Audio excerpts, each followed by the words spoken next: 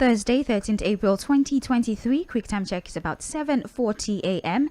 And on that note, we say good morning to you and welcome to radio. My name is Sage Babalola, and you're currently listening to Mainland 98.3 FM, the sound of Lagos.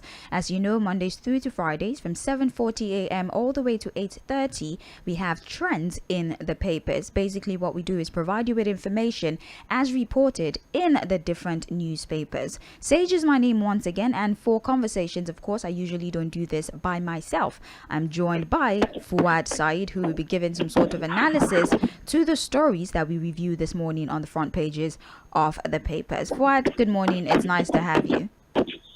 Yeah, good morning, Sage. And how are you doing? Very well, thank you. Thank you so much for joining us. All right, let's get into the papers for this morning. As you know, a lot of conversations have happened, a lot of disagreements, a lot of interpretations of the law, a lot of people waiting on the judiciary to make certain decisions and what have you. A lot of people probably planning to appeal because, as you know, the court of law is, the last, tranche of the electoral cycle. And so because of that, every morning when we go through the papers, we do the best we can to provide you with whatever developing stories have come up from the initial conversations that we've been having, especially since the conclusion of the general election. So today we're going to be looking through Punch, the Guardian newspaper. We do have here Vanguard, and of course the Nation newspaper. I would like to open today's conversation by looking through the front page of the Punch. The top story here, as reported, Nigerians imported 18 trillion naira cooking oil, meat, others in 7 years. Importers ordered agric, animal products, others from Asia, EU, African countries. Firm sourced dollars at parallel market over CBN forex ban on 41 items. So let's look through this particular story and talk about it very briefly. Nigerians imported not less than 9 items worth 18.12 trillion naira from the forex ban list of the Central Bank of Nigeria between 2016 and 2022, findings by the Punch has shown. The CBN had categorized about 41 import items as not valid for forex, which means that the importer will not be able to get forex from the APEC Bank from such items. Some of the items are vegetable products. We do have clothing and textile. We also have items such as crude oil, meat, steel products, rubber, plastic, clothes, etc. Now, a lot of people have said that this decision by the central bank, first of all, to place certain items on a ban list such that importers of such items will not have access to forex, is somewhat counterproductive, and it is one of the reasons we continue to see a widening gap between the legal rate and of course the parallel market. So Fuad, the CBN, in a bid to balance forex or bring some stability to foreign exchange in the country, thought to place certain items on a ban list such that if you're dealing in those products, if you're importing those products, you will not be allowed access to foreign exchange. And now financial experts are opining that this singular decision by the CBN is why people continue to patronize the parallel market and why a harmonization might not be possible in the nearest future. Do you think that the CBN made a right decision? And do you think that this has in any way contributed to helping us to stabilize foreign exchange in the country? So we continue to talk about the need to harmonize our forex market. Having two markets is open to all manner of things. And ordinarily, one will wonder why do we have to have people import things like that and then have access to forex at official rates. So again, on that premise, one would say, yeah, the CBN is taking a very good decision that, look, if you are so much into this importation of things like this, just go soft for your forex at the open market, not at official rates. But again, we have to look at why importation is thriving in Nigeria. We keep talking about not just addressing the symptom of an issue, but actually addressing the disease itself. Yeah. The reality is that, look, for a lot of these things that are imported into the country, Sage, the cost of the production of those things here makes it even cheaper to import those things. You understand what I'm saying? Yes. By the time you import, you look at everything, the landing cost and every other thing, you discover that, look, it's even cheaper to bring those things in than to produce it here. So again, what are the things that we look at when we talk about cost of production in Nigeria? We're looking at power issues. You know, what it costs to power your factories. You also look at the issue of transportation, logistics. The roads are very bad. Look at also the issue of insecurity and a whole lot of things, you know. Availability of technology in terms of plants and machinery, technical know-how. A lot of issues come into play, and then, of course, make it difficult really for manufacturers of products locally to compete in terms of pricing with those that are imported into the country. So again, we need to, you know, like one of the presidential plans, one of his mantra during the campaign, we need to move from consumption to production. Yeah. We need to begin to produce these things. But again, the government needs to create the enabling environment, create the needed support, ensure that at least in the minimum we're able to power our industries, and of course have stable power. You know, so you find a lot of people who go into Asia, go into some of these far-flung countries to bring these products in, telling you that look, it's not that they want to go there and import these things. If they are available in Nigeria at a very good price, why not? But again, when they look at it, they discover that it's even better. Okay, look at the situation of rice, for example. Yeah. Yes. Let's use rice as an example. Local rice is cheaper than local rice is more expensive rather than imported rice. Than even the imported one. So you ask yourself, and if you ask them, you know, the local producers of rice, they will tell you that look, the cost, the manufacturing and everything, you know, makes it more expensive than the imported one. So again, we need to address the key issues. We need to create that enabling environment to encourage production of these products. Yes, we can ban them, we can talk about forex issues, but at the end of the day, you know what you're going to do is to create room for smuggling. Yes. People are going to go through the back door to get money. I mean, look, when, you know, we shut the borders, when there was a decision to shut the borders, and then smuggling, you know, was at an all-time high. Right. It didn't necessarily solve the problem. Anyways, yes, that's it for that particular story. So in this case, it's not like the policy is terrible. Once again, we have one of the best policies on paper. I mean, we see communities that, international communities that even sometimes try to mirror our policies on paper. But then again, because of the peculiarity of our situation, these policies are somewhat it's not easy to implement. Exactly. And it opens the door for myriads of problems instead of actually addressing the initial problem for which the policy was put in place in the first place. All right. Well, you can get more details of that story on page 2 of the Punch newspaper. Let's move very briefly now. Very sad one here. The headline: Banana Island 7-story building collapses. That's the headline. Let's look very briefly at the body of this story. Well, not so briefly. No fewer than 7 persons were rescued from the rubble of a 7-story building under construction that collapsed on Wednesday on First Avenue in the Banana Island area of Ikoyi, Lagos State. I'd like us to look at some details of that particular story. Now, first responders have actually gone to the scene since yesterday. They've been trying to rescue people. And I would say something that was said by one of the emergency rescue workers. As I speak with you, nobody has been confirmed dead. And from the look of things, it's not certain that anybody will die. Only one victim is still trapped under the rubble of the collapsed structure. The workers were working on the 6th floor. They were trying to lay the 7th floor when the building collapsed. Now, that is what the first responders have said, that there's no death recorded as at now, and they've rescued, I think, about 7 people. Now, I want us to talk about what the Lagos State Ministry of Physical Planning and Urban Development have said. They're saying that, no approval was given for the construction of the collapsed building. The ministry's deputy director, public affairs, Mukaila Sanusi, in a statement said, and he also says that investigation has commenced. Now, these are reactions that have trailed the position of the Lagos State Ministry of Physical Planning that claim that there was no approval given for that building in the first place. Commenting on the development, the treasurer, Nigeria Institute of Builders, Lagos State, Phillips Ayotunde, said lack of government oversight was responsible for the continuous building collapse.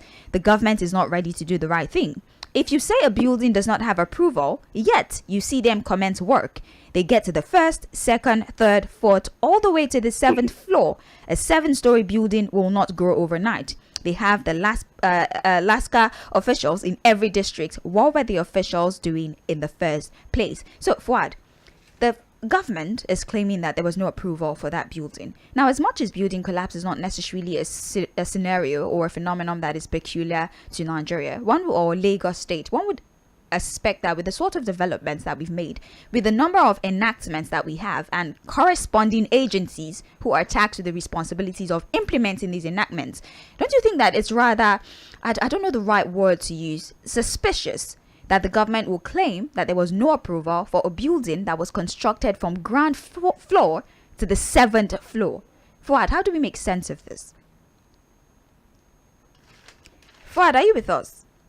Oh, all right. We're going to try to get Fuhad back on the line. This is still Trends in the Papers on Mainland 98.3 FM. Apologies. Let's try to get Fuhad back. But still, we're talking about the collapse of the 7-story building in Ikoyi. Don't forget that this is not exactly the first of its kind. Last year, we still had a situation like that where a building collapse also, I think, around the Ikoyi area of Lagos State, where we had about 40 victims, more than 40 victims.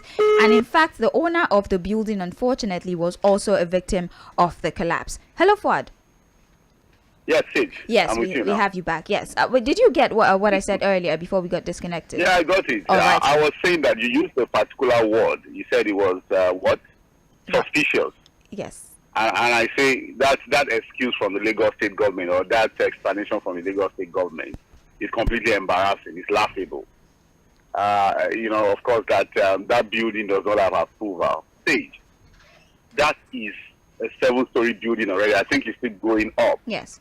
And there are multiple. It's not just one. There are adjoining buildings as well too. So how would that kind of gigantic project get to that level? And the Lagos State government and its officials will say there are no approval for it.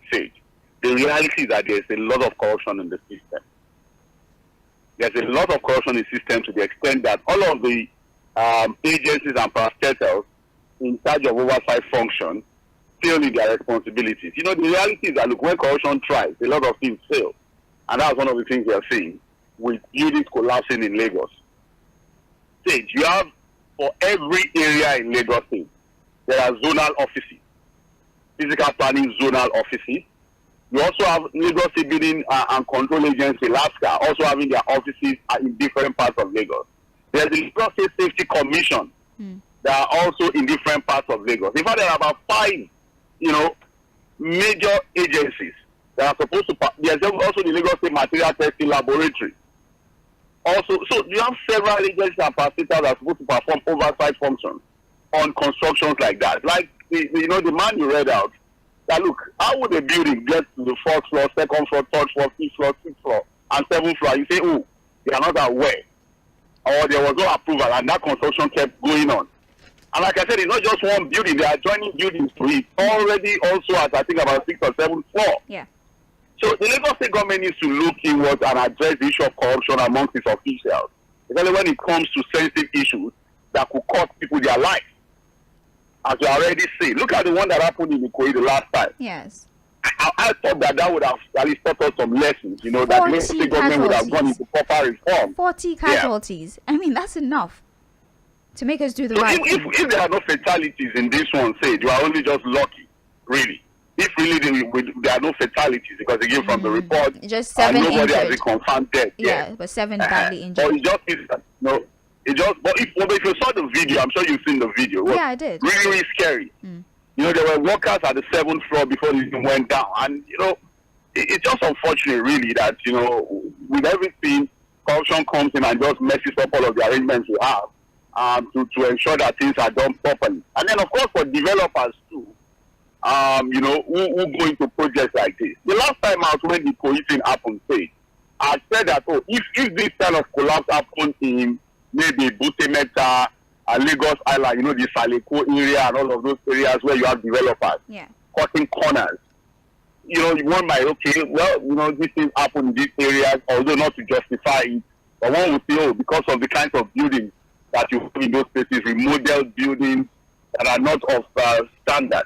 But not in, a high-end area like Ikoyi, and this is Banana Island, where you expect that these are multi-millionaire properties that are supposed to be of, specific standards, coming down. It tells a lot about how far we've learned not to do the things the right way, and I don't know how the Lagos State government would explain its failure to ensure that construction work are done properly in the state. Well, Fuhad, it's embarrassing. Well, speaking of the efforts that the government has been making to ensure that we don't have repeated cases like this one, the Commissioner for Information and Strategy, Gbenga Omotosho, said the state government had been doing a lot to curb repeated episodes of building collapse in the state. He says, and I quote, "Now getting approval for a building is easier than it used to be. We have set up divisional offices to ensure we do not have the concentration of approvals in just one place. We have a committee that is working with experts in the private and government sector to curb this kind of thing. Also, material testing machinery of the government has been strengthened and more people are being trained to be able to detect problems when people are putting up a building. We're also stepping up advocacy to tell people what to do and what not to do, and also not to hire quacks when building." So that's a list of what the government has done. That's to answer your question as to what they're doing to make sure these things don't happen. But unfortunately, it would seem like the effort of the government does not necessarily reflect in the number of repeated building collapse that we see in Lagos State. Fuhad, I'm with you. They should tackle the issue of corruption among their officials. That will solve the problem. Right. All right. So maybe oversight on the state of on the part of the federal government, maybe the greed of some of these developers who want to build skyscrapers on sandfield land. I don't know anything about. I mean, I'm not a really expert, but then I know that there are developers who do that out of greed. I don't know. Now, technology has gotten to a point where you can build on water. It's not a problem, that the place is sandfield or even on water. People build, you go to Dubai, people build skyscrapers, in places that you would never imagine that buildings can rise from. So it's not a problem. Technology has gotten to a point where buildings can go on any floor and still stand. There are regulations to these things. There are standard practices to these things. The reality is that the oversight functions are failing because of corruption.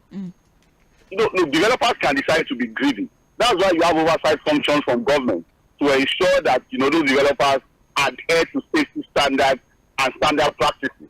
But I'm saying that the reality is that the oversight functions are failing because of corruption. All right, then. You can get more details of this particular story on page 4 and 5 of the Punch newspaper. So let's move very briefly now to another story we have here. Doctors in diaspora petition National Assembly over anti-migration bill. An umbrella body of the Nigerian medical doctors and dentists practicing outside the country, the Diaspora Medical Association, has petitioned the National Assembly over the bill seeking to compel medical and dental graduates to render 5-year compulsory service within Nigeria before granted full license to practice.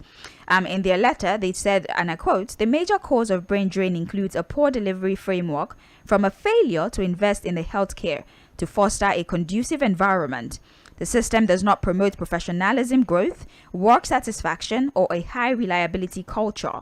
Other major drivers include very poor welfare packages, high levels of insecurity, limited opportunities for employment, subspecialty training, social, political, and economic instability, and these are the issues that affect the healthcare system." So it's not just doctors in the country and other stakeholders who are uncomfortable with this bill that was proposed by Ganu Johnson. Doctors in the diaspora, those who have been able to successfully jackpot from the country in a manner of speaking, are also writing that they think it is unfair. They think that it's an abuse of anybody's fundamental human right, and that the government should deal with the underlying issue before putting forward such an enactment or even proposing such an enactment. I think that's in tandem with what we've been saying since this information our came position out. On the issue, yeah. So that's our position too, yeah. All right, then you can get more details on page 8 of the Punch newspaper. Let's move forward now. Federal government to repay World Bank 800 million loan for 25 years. There is a breakdown as to how we would pay that 800 million naira loan or grant, as some of the callers kept correcting me that day. That is a grant. Is it now called a loan now? That's what they're calling it. 800 million loan for 25 years. That's the report in the paper. And some said it's a grant. I said it's a loan. It's a grant. You don't pay interest. Please get your report straight. I'll tell you how. And some said for grants you don't pay interest. Well, let me read to you the report and also the interest and the subcharges that we will be paying for 25 years. So let's get into the body of this report.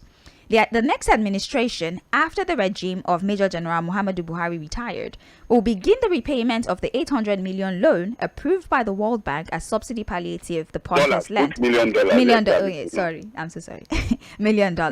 Now, the financing agreement document for the National Social Safety Net program between the federal government, Nigeria, the International Development Association of World Bank was obtained. So this is it. According to the World Bank, concession finance is below market rate financing provided by major financial institution. The interest charge is 1.25% per annum on the withdrawn credit balance. Also, a percentage of the principal amount of the loan is expected alongside the other charges, and this will increase over time. The first payment will be 1.65% of the principal amount. The last payment will be 3.4% of the principal amount. The payment date are January 15 and July 15 in each year, starting from January 15, 2027, with payment in dollars. Moving on. The repayment will be made in installment, with the first payment date 15 January 2027. And well, okay, I read that part. Nigeria is expected to have a new president by May 2023, and of course the repayment of that loan would actually start with the administration of the president-elect Asiwaju Bola Ahmed Tinubu. So this is not, as opposed to contrary belief, this grant that people think does not have any interest rate, that information is totally false. We are going to pay back the principal amount, and we are going to pay back interest, and there are certain sub-charges that we're going to have to pay. And another important fact is, Fuhad, we're paying this back in dollars. So that means that if between now and that 25 years, the forex continues to increase, as you know, for some reason, we've not necessarily enjoyed a reduction in the gap between the value of the loan goes up. That is my point. So without even borrowing extra, there's a possibility that we owe more than $800 million before that 25 years payment time frame, I beg your pardon, gets here. Fuad, let me just pause and allow you. Calm down. Let me pause and allow you to talk about this so that people can understand. Sage. Okay, now I'm sure that there are people that will also say, "Oh, there's no problem in borrowing. Countries all over the world borrow. United States is also indebted. They have a huge debt hanging on their neck." The question is, this $800 million loan or grant or whatever name they want to call it, what are we planning to use it for? That's the problem. Sage, we reported it. That it was supposed to be distributed as a sort of palliative when subsidies were removed amongst 50 million Nigerians, 10 million households, equaling about 50 million Nigerians. Sage, this is a grant or loan. Again, because I like to use both words now, for sake of clarity. This money is unfortunate that we find ourselves in this situation. This is, again, a way of continuing to increase the debt burden of the country needlessly. Because I can tell you for free that this money is going to go through the conduit pipe of corruption. I will not be able to account for what we've done with it properly. Fuad. But it will be a debt that Nigeria will still have to pay. I like to calculate it. Since the clause is that it has to be repaid in dollars. Yes. It means that, look, as our forex issues continue to become a problem, the value of the loan continues to go up. And the interest rate on it too. It's unfortunate, Sage, that we find ourselves in this situation because of our inability to fix our refinery. Because again, all of these conversations about subsidy removal, the fact that the government is even creating, looking for money or borrowing money to create a sort of palliative is to show that they themselves know that removal of subsidy without fixing our local refineries will cause pain on Nigerians. They are aware, they know that Nigerians will suffer. That's why, so you ask yourself, which one makes a lot of sense? Fixing our refineries before removing subsidy, or removing subsidy and sustaining importation that will continue to make Nigerians suffer, and then looking for loans to that. Because at the end of the day, this is a form of subsidy too, if you understand what I'm saying. Yes. Because again, you are removing subsidy from petrol, but you are borrowing money to hand out to Nigerians. Is that not a form of subsidy in another way? So it's completely confusing, and sometimes you want to question the thinking faculty of people running the country. the quality of leadership we are getting. This is basic. Again, I don't want to get into that mood this morning, say. Because again, for people who think that we are just here to criticize government, no.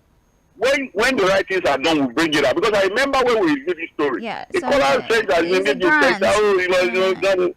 should go and get your facts right. So people are just very eager to defend the government. But the reality is that these things are embarrassing. These things show lack of quality leadership, lack of good belief. And that's why people question the dividend of democracy. What exactly are we getting from government in terms of governance? Well, and we are still asking this social register of 50 million Nigerians, how did they get the list? They did not tell us. Who are the people in that list? They did not tell us. They did not tell us.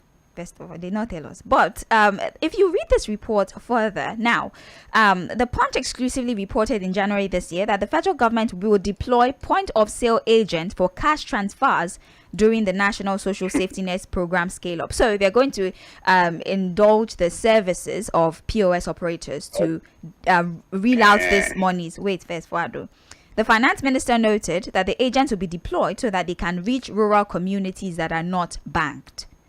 That answers the question of how would they get to those in the rural community. Well, according to this report, they're going to work with POS operators. That one they did not tell us. But they will use POS operators for those that are not banked. Also, the Central Bank of Nigeria has suggested the use of e-Naira for cash transfers during the National Social Safety Net Program scale-up in an effort to drive a cashless economy. So they will use POS operators for those who are unbanked. They will use e-Naira. Let me tell you so that something. They can track it. Calm down. Okay. Vulnerable. I can tell you that the real vulnerable Nigerians don't even have bank account. I can tell you. They say they will use POS that people. If they are really talking about vulnerable Nigerians, really the real vulnerable Nigerians, so everybody is vulnerable to this bad idea of removing subsidy without fixing our refineries. We need to establish that on removing, except maybe the politicians, their families and appointees of government who live large on extra codes and allowances, they are not vulnerable. So let's remove those ones. But every other Nigerian that lives on minimum wage, that earns a living without necessarily, having all of these allowances from government, is a vulnerable Nigerian to the idea of removing subsidy without fixing our refinery. We establish that. But the more vulnerable Nigerians, or the most vulnerable Nigerians to that policy, are people who don't even have bank accounts. So that's why we are questioning the Minister of Finance. Where did she get this list from? What is our idea of what to add now? What makes somebody a vulnerable Nigerian to deserve cash transfer from that $800 million grant or loan? You can see that we are just pointing around, we are just passing around with a very serious issue. All right. Well, if you would like more details on the loan in itself, the payment plan, this is spread out over 25 years. Also, the interest and the sub-charges that we will pay over the course of that 25 years. You can pick up a copy of the Punch, look at page 19, and you will get more information. So let's move now to page 20. Senate probes Accountants General over 474 billion naira fund. That is the headline. Let's look at the story now and have a conversation about it. Okay, all right. The Senate has begun a probe of the Accountant General of the Federation for paying 74 billion naira as social benefit without giving a comprehensive breakdown in the 2016 budget. The Auditor General of the Federation in the 2016 report had raised concerns over the payment of 262.4 billion as social benefits against the 188 billion provided in the budget, resulting in extra budgetary payment of 74 billion without a breakdown. The query reads in part, the total cost of social benefits amounted to 262.3 billion, whereas the budget amounted for that period was 188 billion, as contained in the budget report, resulting in the extra budgetary expenditure of 74 billion naira. So, Fuhad, we're still talking about the report from the Auditor General. This is 2016 now. We had a conversation about the one of 2019 where, NNPC Custom, they were the star of the show. Well, now the Accountant General is being asked to come and explain what's going on with 74 billion extra as opposed to the 188 that was stated in the budget. Fuhad, budget padding has been one of the primary issues that we've had year after year, where projects are being should I say stated in multiple aspects of the budget under different names or under different subtitles. It's so sad that in 2023 we're still having conversations about misappropriation of funds that happened in the 2016 budget. Fuad. Well said. You've captured it well, but I think the very straightforward answer to your question is, look, if we don't kill corruption, corruption will kill this country. See? And it's widespread. That's the unfortunate thing. It's widespread. It's everywhere. Because again, there's this accountant general that is still refunding money that's standing trial. Yes. I'm trying to remember his name now. There's one that is standing trial for, I think, about 170 billion naira. So it's a widespread problem. I think on Monday there was a story within Review, myself and Sandra, and that was on even the Attorney General allegedly, which is a probe of the House of Reps. The Attorney General and the Minister of Finance have been summoned on receiving proceeds of crude oil. Yes. Sale of crude oil from Nigeria, amounting to billions of naira, illegally by the accountant, by the Attorney General, and of course allegedly they have been summoned by the House of Reps. Again, we can continue to talk about corruption in the oil sector. We talked about corruption in customs. We are talking about the accountant general now. I said that, look, if we were to check all ministries and power specials and look at their performances in terms of funds disbursement and all of that, we'll be shocked by what we'll see. There's too much corruption in the system, and that's why a lot of things are not working. And that's the reality. A lot of things are not working because of the endemic corruption in Nigeria. Too many probes. The funny thing is that we have even lost count. Unless we begin to check our books to know how many corruption cases have been brought to the table. We've lost count because it's endemic, it's widespread, and which one can you even track? Even as journalists, you get tired. Because there are too many issues to deal with when it comes to corruption in the country. Fuad, Ahmed Idris was the person you were speaking about, by the way. God bless you. Yeah. So, he's already refunding money. I think after the last time he refunded about 30 billion in cash. Yes, I was actually about to tell you that this report, they've also demanded that a refund be made. When the representative of the Accountant General appeared before the Senate of Public Accounts Committee, chaired by Senator Matthew Ihogide, to respond to query, the Accountant General accepted the observation of the Auditor General and could not address the query. The Senate have adopted the recommendation of the committee for the refund of 74 billion into the Federation account. So they're asking that they return the money. The 74 billion should be returned. And it's not just refund. So if corruption cases are raised like this, we should see some prosecution happen.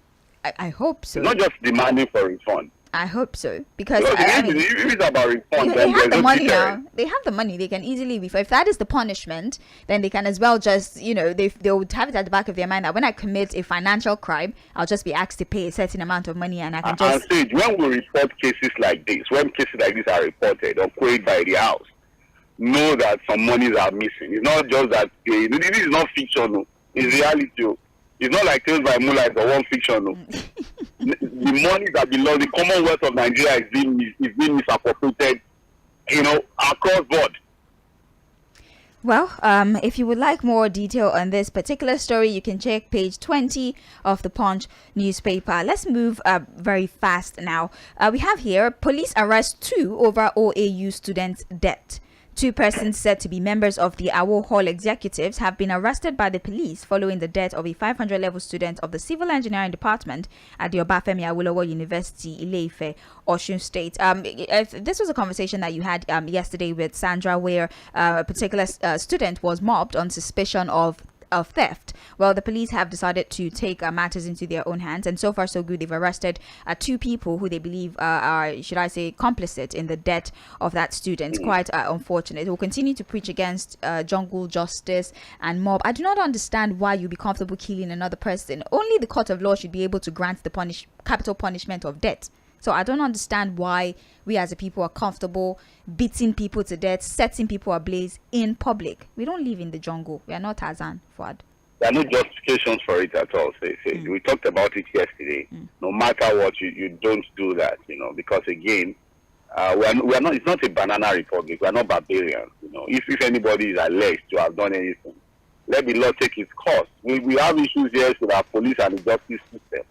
But look, the reality is that there are no other options. If we decide to go this route, then it becomes a jungle, and you might even find innocent people, killed for crimes that they did not commit. So it's important that we allow the law to take its course, no matter the reservations we have about the policing system and the justice system.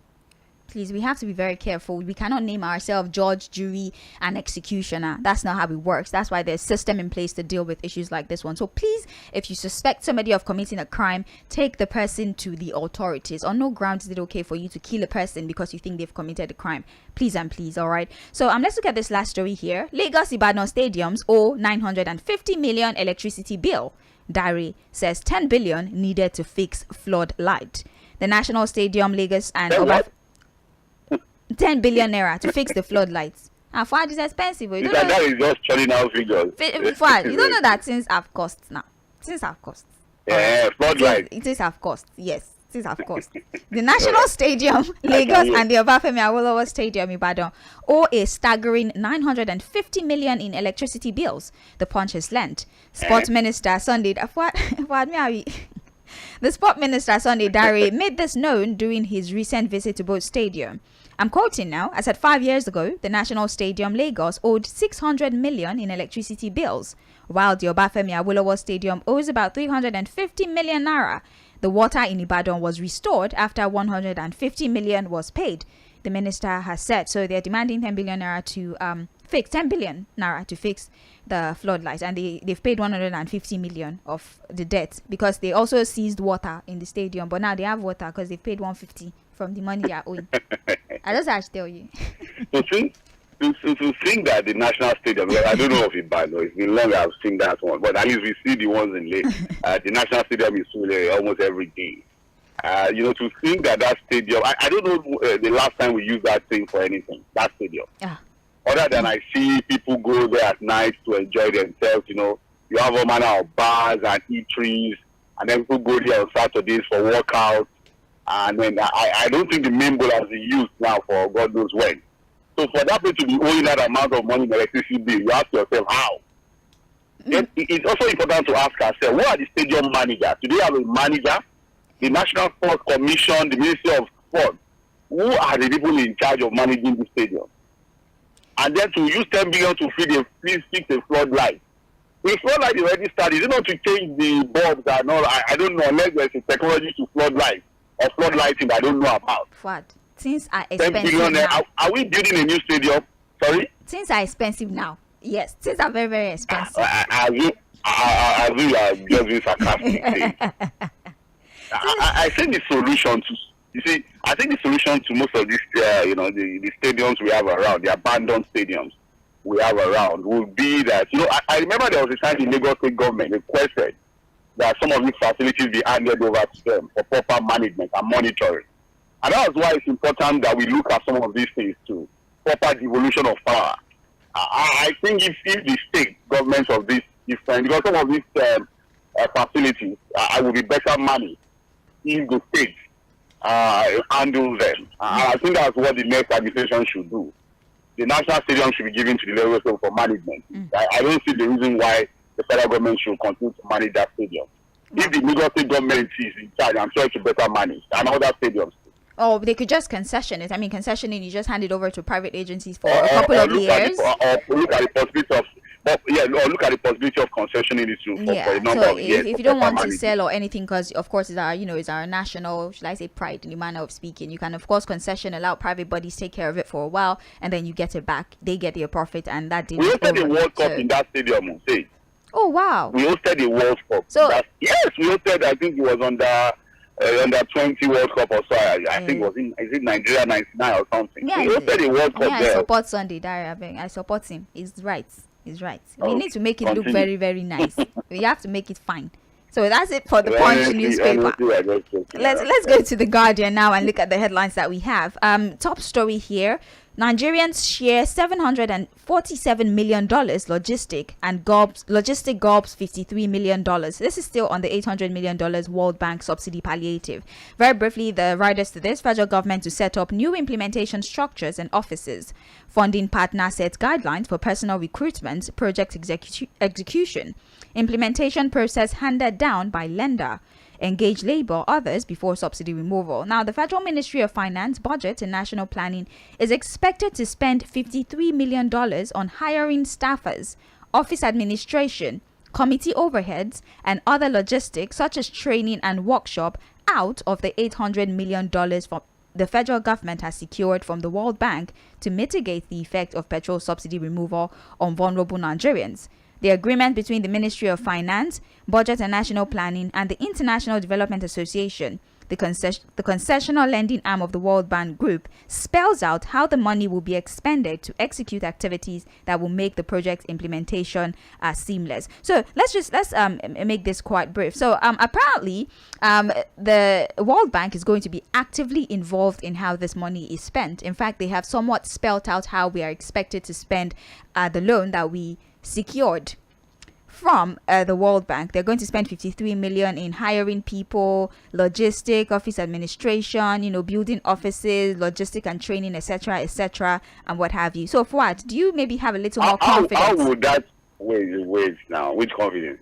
How would that now alleviate? Wait now. See, I'm sorry that I'm going to go a bit. I'm going to go this route this morning, Sage. The reality is this, and I'm sure a lot of discerning Nigerians will agree with me on this. Most of these international structures that you see, institutions, are imperialist structures set up by this international community to impoverish Africa. The World Bank, World Trade Organization, all of these institutions, they are neo-colonialistic structures and imperialist structures set up deliberately for these things. They are very quick to borrow all these kinds of money and attach conditions to it. They know that at the end of the day, it's a wasted effort. I can tell you. The reality is that there's nothing they're going to do that will alleviate the sufferings of Nigerians if subsidy is removed without us solving our local refining issue. That's the reality. Okay, with the logistics hiring of offices, how does that alleviate the suffering of Nigerians when subsidy is removed without fixing our refining capacity locally? You can see that at the end of the day, there are already structures in place to see, a complete wastage of these funds now. All of these efforts we are putting at creating palliatives.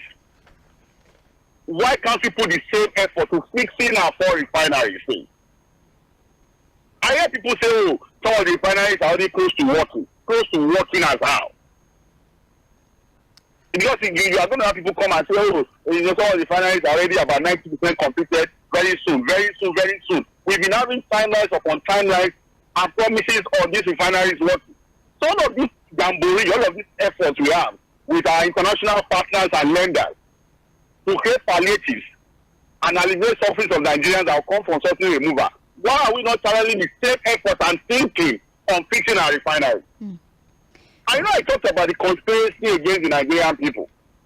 It does not happen at the local level again. There's always an international collaboration to it. And I suspect that on this particular issue. So Fuhad, summarily, the World Bank? Yeah.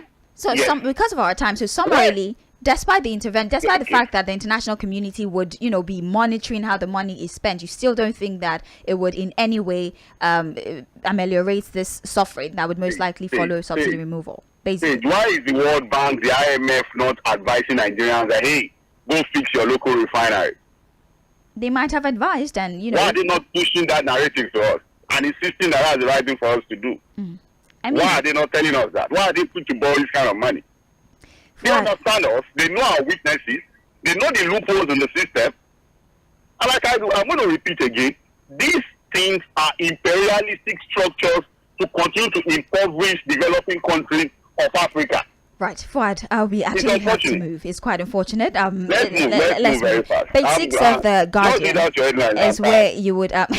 You cannot be tired.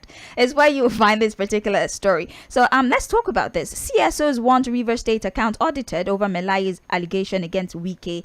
We do have here that worried by Senator Dino Melaye's allegations on national television that River State Governor Nyesom Wike sponsored his Kogi State governorship election campaign with thousands of dollars and logistic support. Civil society in the state has called for the urgent audit of the state government account. So of course the back and forth between the intra-party crisis continues to worsen, especially for the PDP.